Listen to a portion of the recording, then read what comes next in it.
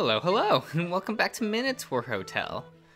We're hanging out with Kota in the lounge, you know, a good boy.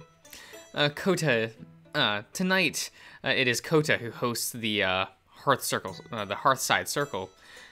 He gifts his audience with tales of about the Minotaur's hospitality and the hotel's traditions. The guests he entertains are a peculiar bunch, but they remain enraptured by his words all the same. A pair of brothers, arms covered in burns and whip marks, who were running from something closer to a butcher shop than a home. A malnourished woman in her late 20s, with dull, sunken eyes and her hair cut shorter than any boy's, whose hands shake with the sharp pangs of withdrawal. A silver-haired man in his 40s pulled in during a desperate escape made necessary by writing about issues many would prefer remain unpublished. And a mother nursing a baby who refuses to say a word about her past. All of them, every one of these outcasts, listen to the dragon's good news about the hotel's mission, and they feast. As they feast, yes. That's cute. Time often flows in circles, and just a century ago, this same scene played out. A preacher singing praises about the hotel to guests dreaming of a permanent home. Much like tonight, their throats had twisted into knots, and their chest had constricted. The grace they felt was so great, it became unforgivable. Back then, they were given a future. But it was taken again by Clement and his madness, and all who pledged to accomplish the hotel's mission were lost. That won't happen again, however. Tonight, when they look at you and Asterion, masters of this land, there is dew in their eyes and a vow of silence upon their lips. Not a single word is needed. These sailors seen the captain. Sailors see the captains of the ship. In the lounge, the guests slouch in their seats. The sounds of cutlery and laughter fill the room. There are no glances towards your partner. Although some guests have taken to greeting you and Asterion with a warmth and a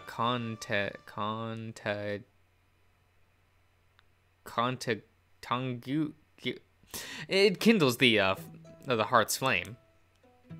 This is the hotel's new normal.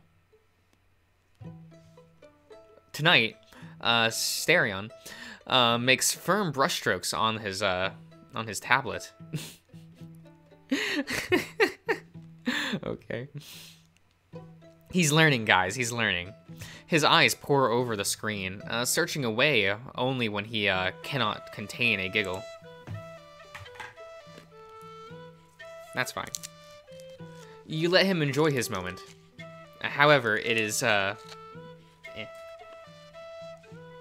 let him enjoy the moment. However, it is he is doing. Okay. Meanwhile, you entertain yourself with watching the crowd. The kobolds are huddled together in a corner of the lounge, watching as Luke takes meals to the guests. When one of them catches you looking their way, he jumps back and frightens the others. They scurry out of the lounge, but only for a brief while. Not 10 minutes later, however, the timid vagabond returns, and this time,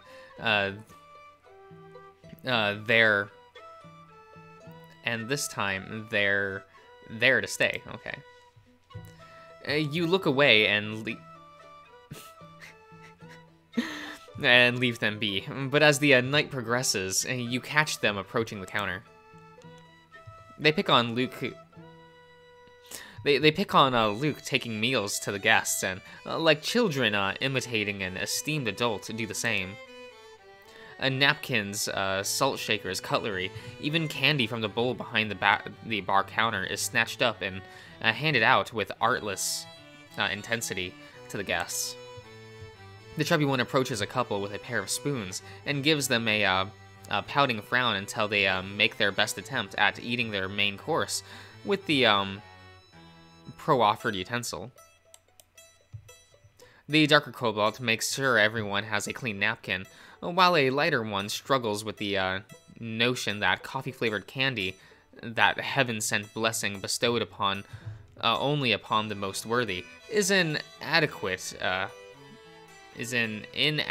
appetizer. Bruh, I just don't like coffee. I'll like, you know, like, I don't know. I'm not like a coffee person. I'm not a tea person. I'm barely a water. I'm barely a person. Like, I'm barely a wanting to keep alive person. Like, I'll just dehydrate myself to death. Like, whatever. I don't need that. Whatever. In due time, you too are graced with a spoon and expected to use it, despite not yet having a meal.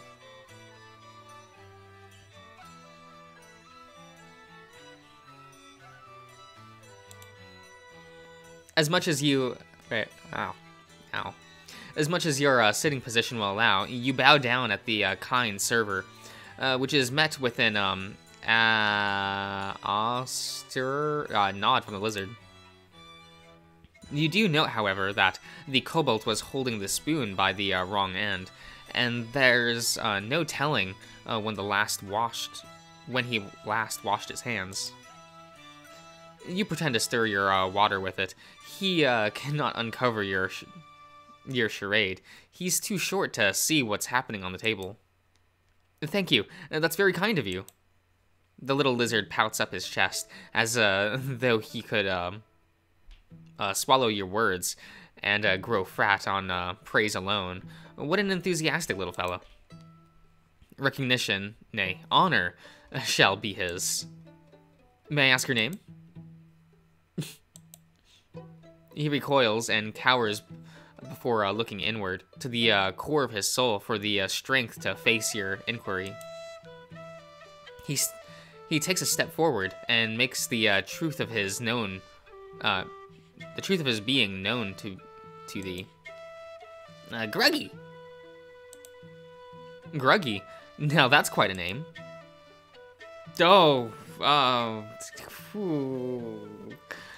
Words.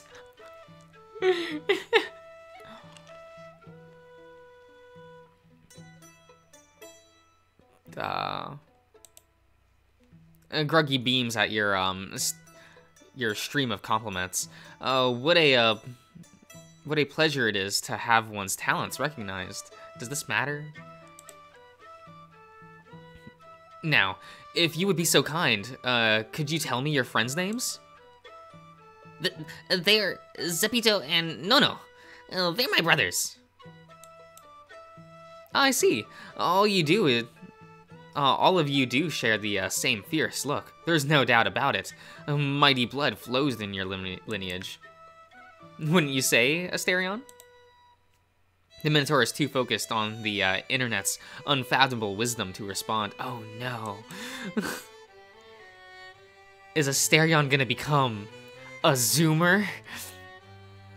Well, as you may have guessed, my buddy is called Asterion, and I'm Mr. Josh. It's nice to make your acquaintance, Gruggy. Allow me to show you a magic trick, as a reward for your efforts. You cup your hands together and hum the song Asterion taught you.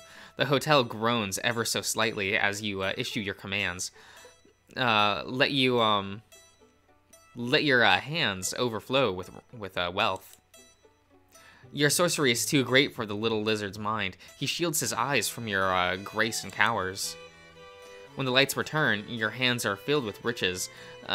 7 opals, 6 rubies, 5 chunks of lapis lazuli. I hate that girl. She, like, got cards banned in Yu-Gi-Oh! Fuck you.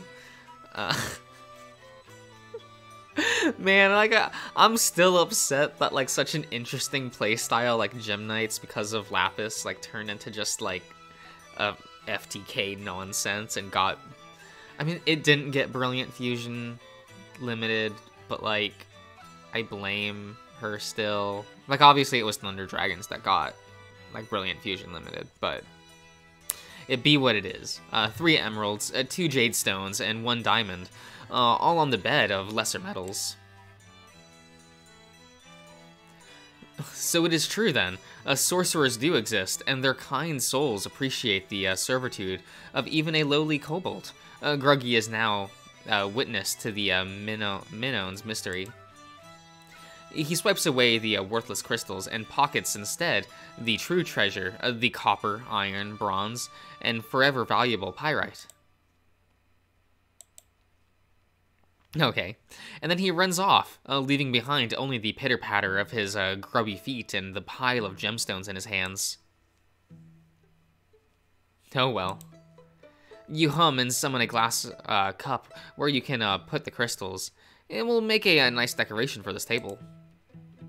By the 12, you have grown quite familiar with your power and duties. You taught me well.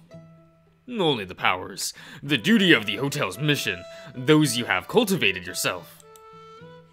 What can I say? I enjoy it. Giving a home to those who are lost. It is worthwhile. It is a worthwhile goal. You, of course, are chief among them. By this armband and my honor, I'll make sure no villain will bring harm to my partner. The Minotaur takes one of the crystals, a lapis lazuli, and examines its surface. Such a honey tongue. You are only saying this to bring my guard down. As soon as you have the chance, you will strike. Ah, but as we discussed, I don't have it in me to do so. Besides, what could I stand to gain? Don't I have enough precious gems as it is? Then it must be knowledge. It must be knowledge you seek. You'll demand that I deliver onto you all the secrets of the gods. If only. I'm afraid I have little interest in the meddling with the Olympians. I've had more than enough already. Are you sure? Are there no questions stuck in your throat? Perhaps about, let us say, life after death? You do have a point. It's only human to be curious, especially about that. Indeed. Well, what I can say, the realm of Hades. Wait, you're just going to give out your divine secrets just like that? Wasn't I supposed to gain your trust and bring your guard down first? Perhaps you already have. At long last, my honey tongue brings my blessings. By all means, proceed. The realm of Hades are quite enjoyable, my lord. Forgive me, Mr. Josh. Is it just that, thinking back to Hades, gives my chest a faint ache? I cannot help but speak with all of my reverence. The Christians must think of Hades like a hell of fire and brimstone, but that is not the case, at least not as far as I witnessed, in what little I saw of it. The heroic and righteous were granted a place in the Elysian fields, an island where they can enjoy an existence without toil and blessed with all sorts of graces. Most mortals were sent to the Asphodel meadows, as was I, seeing as I had little to no heroic qualities. There we exist in much the same way as we lived, although I took the chance to reinvent myself. I spent no more than 3 years in Hades. In that little time, however, I climbed all the way from border patrol to serving under Lord Hades and Lady Persephone in the Royal Guard. Lord Hades would often call me to his service as a sparring partner. We had many sporting fights. That's how I learned of the chthonic fighting style. He was a sober god, a soft-spoken man, tasked with a heavy burden, but he was never unfair or unkind, as he led by example first and foremost. The living had no liking for him, but among the dead he was a cherished monarch. And Lady Persephone, and the underworld's joy, was worshipped for all the gifts she provided to the living. I see. Were you ever treated differently from being a Minotaur? The answer to that question may surprise you, my lord. Sorry, Mr. Josh. For a moment there, I felt so young. In any case, to answer your question, Lord Hades held quite a liking towards some of my ancestors. Some would even joke that he favored me because of my bullish features. I cannot know if he ever did it in truth, but regardless, I enjoyed my time in his service. I see. That's not how most people... Okay. I see that's not how most people would imagine Hades being like. Oh. Love those guys. Any new experience can seem quite frightful and daunting. For the living, death is the newest and most unknown. It makes sense to fear it, even if it is not so much to fear. That's true, I suppose. It's comforting, in a way, knowing what the great beyond will be like. Oh, I am not sure that it will be the same experience for you, Mr. Josh. I was told that different people go to different realms, depending on who they worship in life. Huh. And what happens to those who are, agnostic or atheist? I do not know. The specifics weren't ever laid out in full to me. Or anyone I knew. It was not exactly relevant to us. I see. Well, that's already a lot more than I ever expected to know about any art afterlife. I'm glad you shared that with me. You're quite talkative tonight. Am I? I was reminiscing just now while reading, which must have loosened my tongue a little. Would you believe I found a number of old texts in ancient Greek? These new languages are tricky for me. Meanwhile, reading ancient Greek is quite comforting. Speaking with such strict words or strict word order must be exhaustingly boring, but perhaps you are used to them. No, I could not find anything in Minoan. However, it is a pity. As far as I know, the Minoan language was lost ages ago. It would be extremely difficult to find any surviving text or anyone who would know how to read it in the first place. But I am here. I still remember it. Master, Mr. Josh, please sate my curiosity. The internet allows for things to be sent, correct? Is there a way for me to send my language? I'm afraid that's not really how it works. We don't have translation magic outside. We can't just send a whole language over.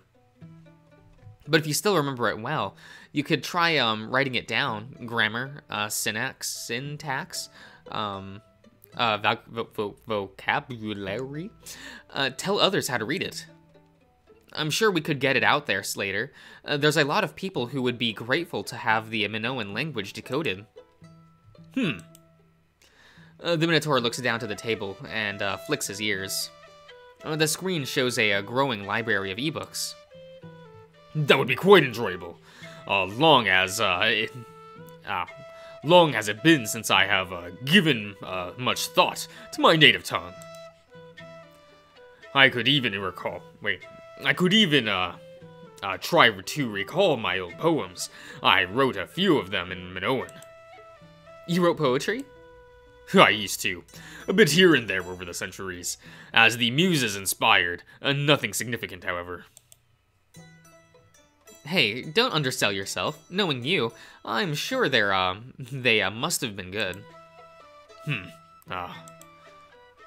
If you remember any, do you think you could let me read them?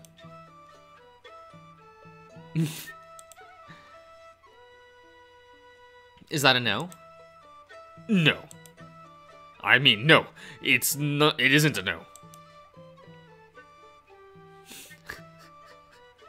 I hate English. So many were just extempore. As the muses moved, it never even occurred to me to write most of them down, or to save them when I did. If I, recall any poems, hums, I suppose allowing you to read them would be acceptable. But my duties to the hotel come first. I should not allow this to become a distraction. Well, you can do it during your time off, or if there's a gap in the schedule where we don't need you down in the bedrock. How about that? Very well. When I am not required for research, instead I'll work on this. That said, I hope you don't intend on giving me time off just to appease this silly diversion, Mr. Josh. If you do, then Kota and Luke will, have to carry my burden. Look, Luke's been off this entire week, apparently. It's fine. Me giving you time off? I'd never. My job is making you work, isn't it? Is the name of our mission, of course. In the name of our mission, of course. He looks at you, examining your, every feature. The jollity and ease of your bearing, the accent in your tone of voice, the signs of, assurance of, kidding around, the curiosity in your eyes, the crescent of your smile. And the armband, too. He sees you. In the name of our mission. Okay. They'll probably end the part here. And I will end the part here. So, you can now work on Asterians. I don't, okay. We're gonna put him to work still. It's fine. But yeah, I will, I'll see you around, everyone.